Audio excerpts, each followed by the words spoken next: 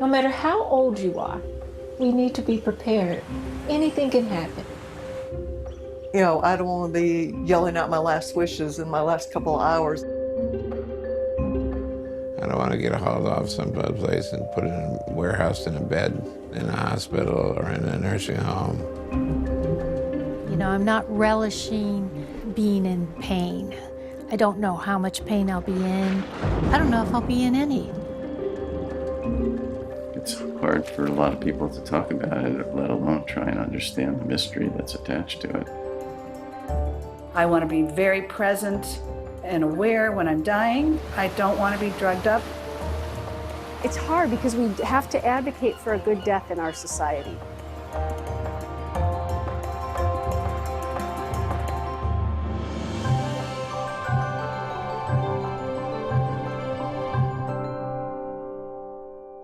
Grandma, we got an extra chair.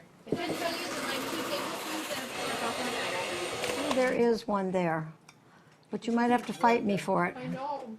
Oh, there it is, right there, right there. The conversation is actually more important than anything. Everybody kind of needs to be part of your plan. Your care team, definitely your family members, and in fact, every family member should know your wishes to make sure that you've helped get everyone on the same page.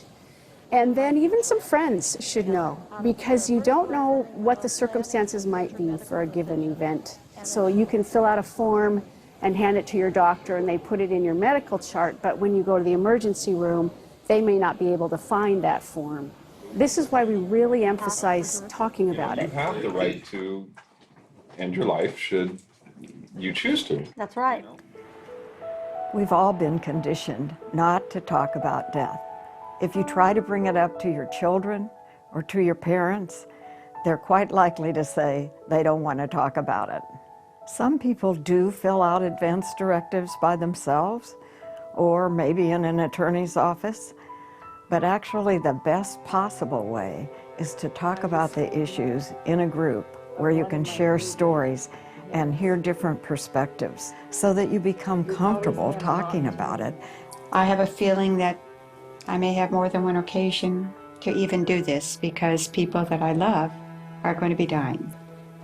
I have not actually been with a person while they've been dying, but this helps me think of what would be meaningful.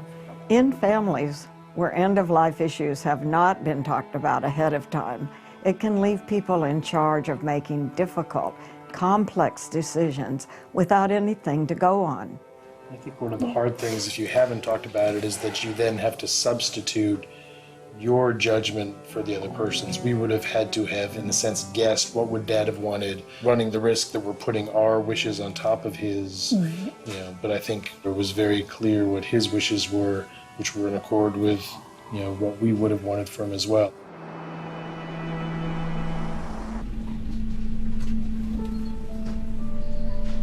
I'm 57 years old. I'm like stage 4 metastatic lung cancer.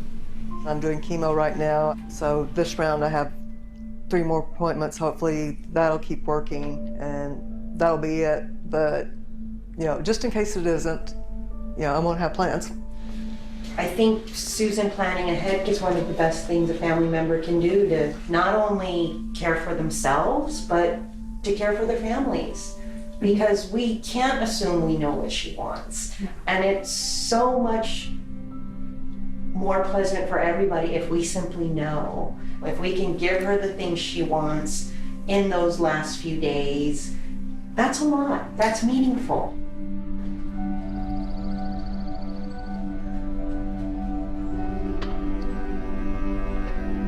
It is what it is. She's living with this, so we're living with it too. It does make us appreciate her and life. I want to go on a bingo cruise, and I'm hoping both my daughter-in-laws can go with me because a girl time. I'm hoping to go see my grandson in June. But if the chemo is working really well, I want to go to Hawaii too. I just want to live till I die.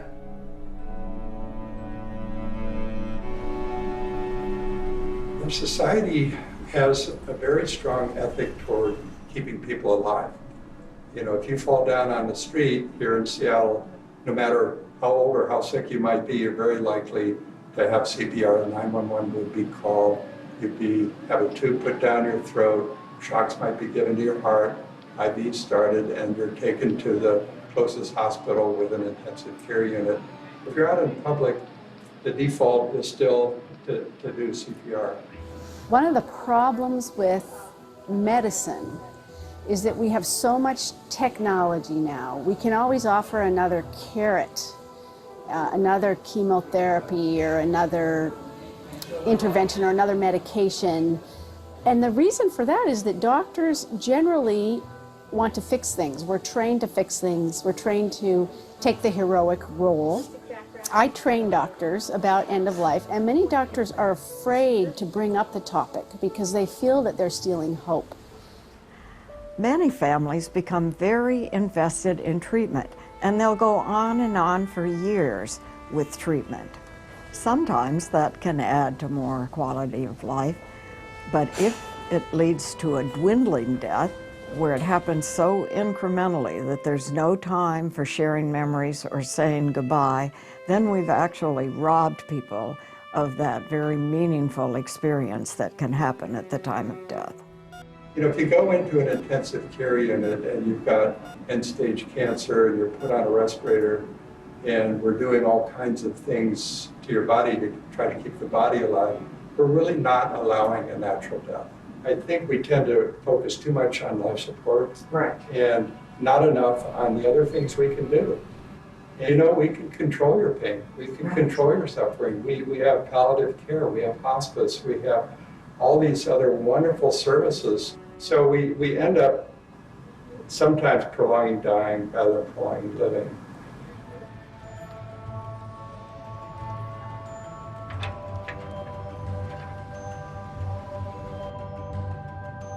And how long have the two of you been married? A long time. I bet. We have been married for 68 years. Oh my goodness, that's wonderful. Last July. Did you ever imagine you'd be married that long? I mean, that's a long time. We never thought we'd live this long, did we? That's right. This is our oldest daughter. Uh-huh. And this is our youngest son. The next child in line is a daughter who lives in Spain. Our kids are so scattered all over the world. So that's I the can't important get thing. them over. I can't get them together to discuss this. This is a big issue, That's and it's true. really It is. important. It is. How will you get your children to talk about this? Yeah. And who will make decisions if decisions have to be made that you can't make? I don't know. They don't want to decide things. You know now that you're getting old, and you know you should make some plans. Have you filled this out Yes. yourself? And what Yeah. does it say? It says I do not want to be resuscitated. All right. This says patient prefers no hospital transfer. We've each got one on the refrigerator. Well, this will reassure you. When they come, the EMTs come, they'll see this. That's why it's this bright green color. They'll see this, and they will not resuscitate you, and they will not take you to the hospital. I was worried about how things were going to get out of control. That's why you want to get this advance directive. It's called an advance directive. You fill it out, you can mark all these different things that you want or don't want. Now you can do this. I have spent my whole life trying to make things easy for my kids. Yes. And that's what you're doing now, that you're sparing them a lot of confusion, really a lot of upset. And I guarantee they'll thank you. Will you stand behind me when I... Absolutely.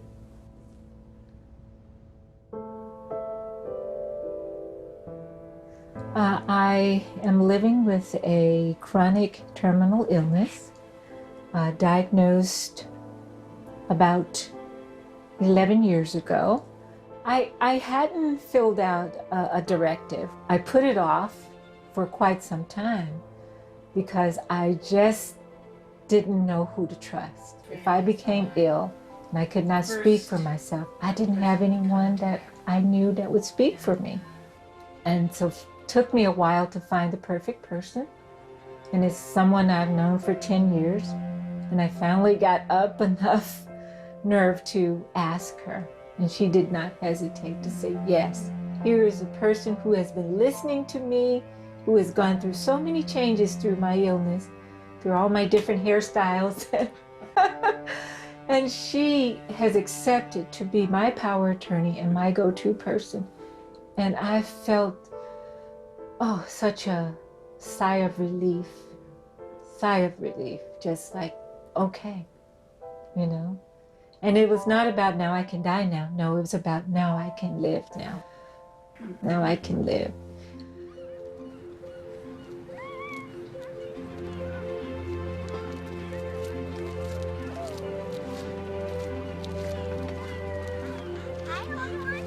And now I've come up with a plan. I finally got a chance to really sit down and have a serious talk with my oldest daughter.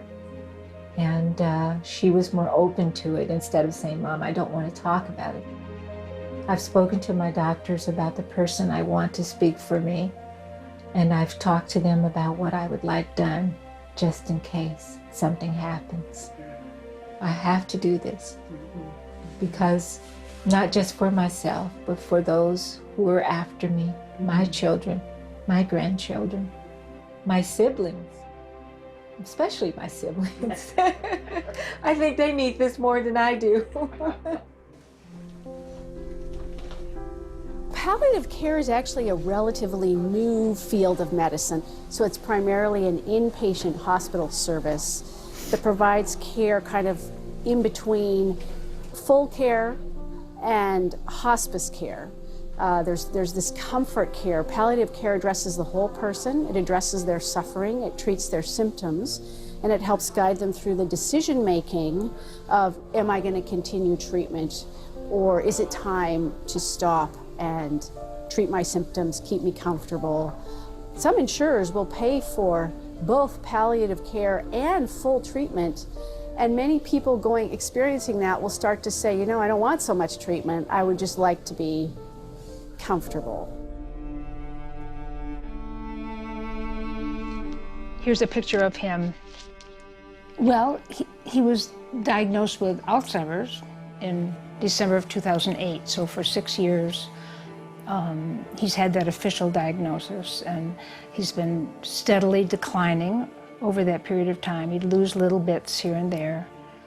Today is Sunday, so this past Tuesday, I got a call from the adult family home that they had to call an ambulance and come and get him because he was in great distress, couldn't swallow, he was choking, may have had a stroke, they weren't sure, but it was very, very clear that he had to go to the hospital. So they took him to the ER. Let's try a little something here. No. Oops, sorry.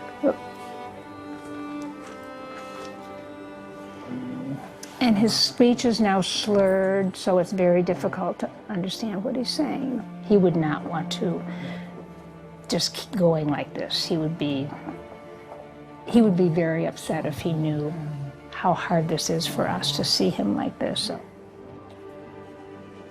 I love you very much.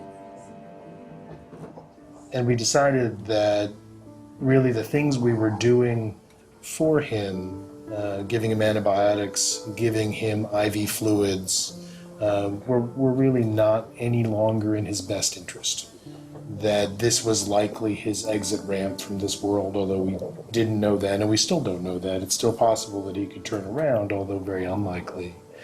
We knew that even if he did turn around, he would certainly have taken yet another large step from where he was before, which was already a significantly different person from who he had been in terms of his ability to interact with those around him and understand things, have any kind of meaningful quality of life. So our decision was to start engaging the palliative care team here, who've been wonderful, who also brought on board the hospice team. Hi, Jim. So we don't know at this point what tomorrow will bring, but I have great confidence in hospice and palliative care. Their whole philosophy is our belief that at this point in life, comfort care is really the only thing that matters. I mean, he became incapable of doing almost everything toward the end. Oh, sweetie pie. So that's when, you know, that was part of what the decision was to not prolong that life because he was no longer Jim.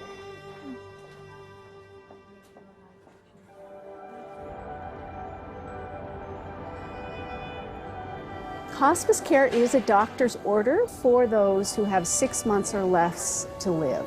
And hospice care covers comfort, just like palliative care does. It treats the illnesses that are not the actual terminal illness. So hospice covers things like hospital beds, chaplaincy care, social work care. It is not 24-hour nursing care, but there's nurse visit care.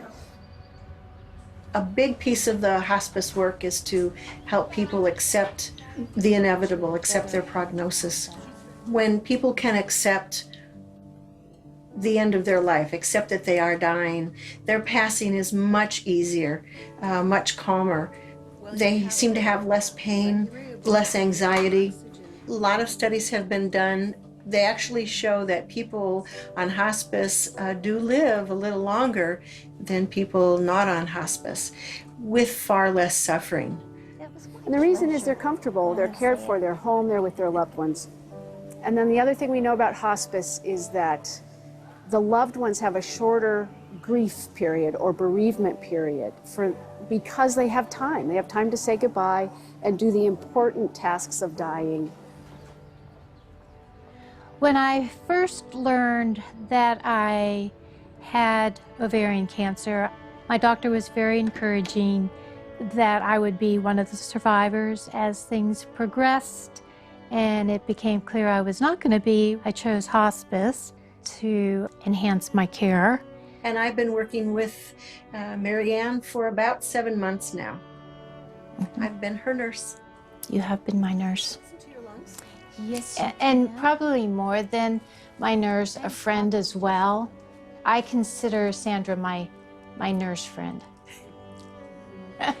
I didn't realize how well they track me until I started to go downhill really fast. I didn't have to go to the emergency room and wait. I didn't have to call my doctor and make an appointment down the road. I was the recipient of immediate care. It was wonderful.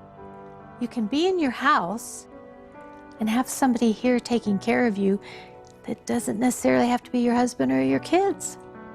I think also knowing that they have my back gave me at that time and still gives me the confidence to move on. Hospice has made a huge difference in our lives. They are my support people. They're my people. We're very fortunate in the state of Washington to have a new law, the Death with Dignity law, that makes it possible for people who have been diagnosed with 6 months or less to live to go to a doctor, get a prescription, see a second doctor, have the prescription filled and have it on hand. Then if their suffering becomes unbearable, they can just go to sleep, have their family around them, and die a peaceful and meaningful death. Yeah, so my illness is multiple system atrophy. And we found out about it about 2 years ago, I guess. It took a while to diagnose. I had lots of tests, lots of specialists, and then finally the neurologist figured it out. And it's a related illness to Parkinson's, but it develops a lot faster. With this disease, what happens is your muscles completely shut down, and so if you can't move, I'm not sure what kind of a life that is. I mean, if I can't stand up and get out of bed, or talk, or it's just pointless. And so I would like to go before that happens.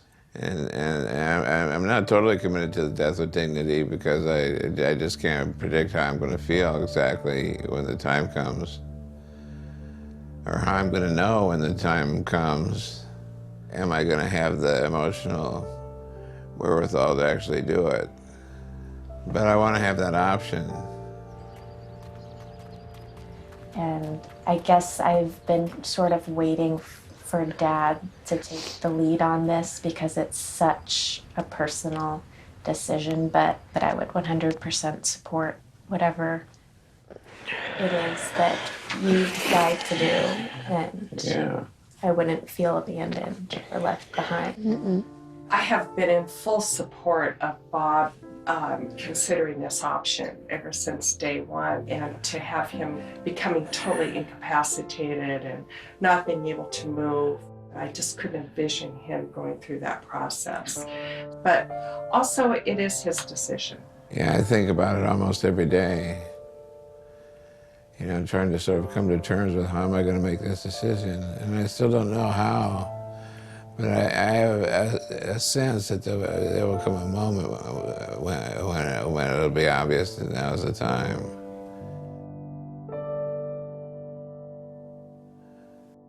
My husband's name was Alan Alberts. Alan was diagnosed with Alzheimer's disease toward the end of 2011. He voluntarily stopped eating and drinking while he was still mentally competent and in the middle stages of Alzheimer's, so he didn't have to live into the suffering and indignities that comes with the late stages of Alzheimer's. His mother suffered from this disease more than 10 years, and we saw what happened to her. And Alzheimer's is the fastest growing disease, and there is no cure in sight right now. I did quite a bit of research about this first and really educated myself on all the legal ways to die. And I read the information, shared all the information with Alan. So we had a doctor who was on call and saw Alan actually 3 times during the 9.5 days that it took him to pass. And we had 24-hour caregivers. I believe Alan had a very, very peaceful, organic death. I was with him when he died. I really helped midwife him home. For Alan, this was about self-love and peace and compassion for himself and for those that he loved the most. He didn't suffer. He had a good death.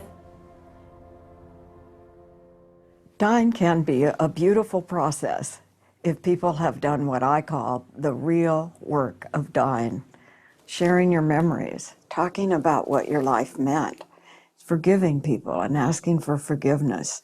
The real work of dying is wrapping up your life and saying goodbye to it and doing that in a conscious way.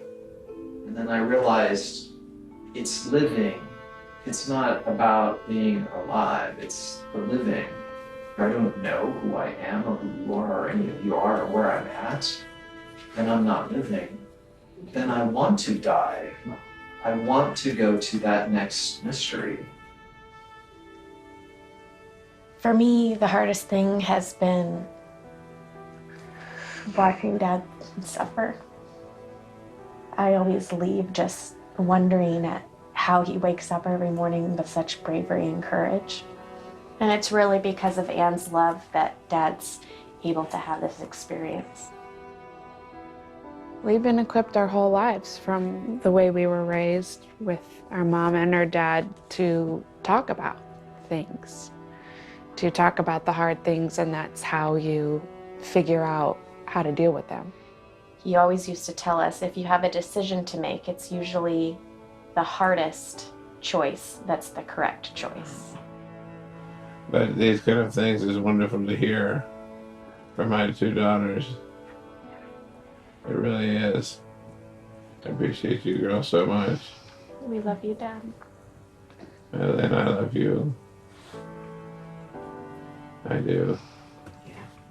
We had about 100 people showed up for this birthday party at the Mountaineers Club. And Ann did a spectacular job of the decorations and the program.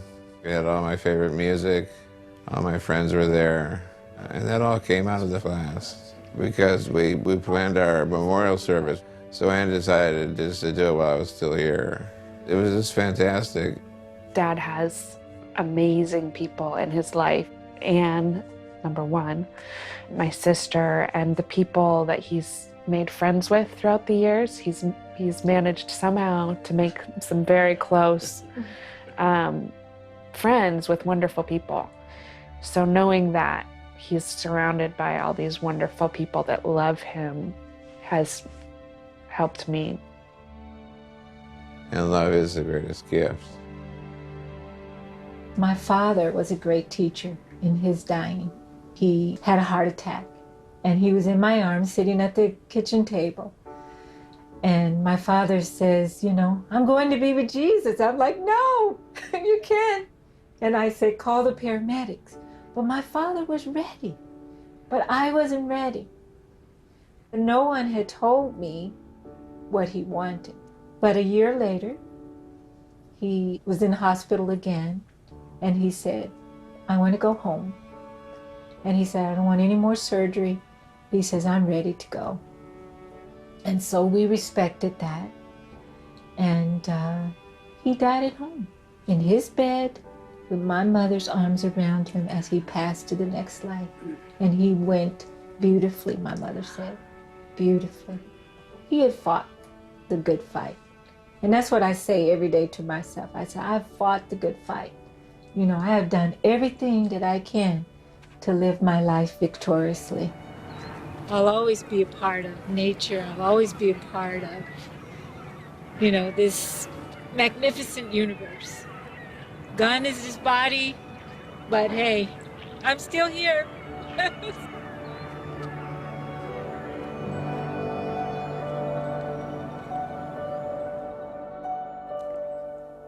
Death is a natural part of life. Everything and everyone is going to die. It's a privilege to be able to envision and plan for a good death for ourselves.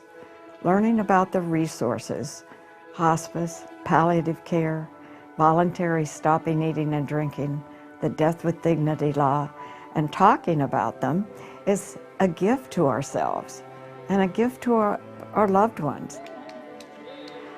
Accepting one's death actually makes life better and creates a legacy that will live on after we're gone.